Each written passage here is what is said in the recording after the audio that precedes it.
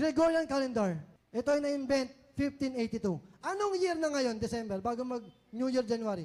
Anong year ngayon? 2025. 2025 years after what? Ano yung year 1? Ano yung year 0?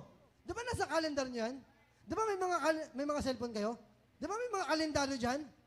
Kung hindi totoo pinanganak si Jesus, kung gawa-gawa lang siya, kung inimbento lang siya, bakit? 2025, ang year 1, kapanganakan ni Jesus. Kung hindi siya totoo, ipaliwanag niyo sa akin yun. Pero, 2025 ngayon, kasi pinanganak siya. Ang nag-develop ng Gregorian calendar, hindi ko na paliwanag kung sino sila. Sila ay mga relihiyoso. Hindi sila mga atheist, mga kapatid.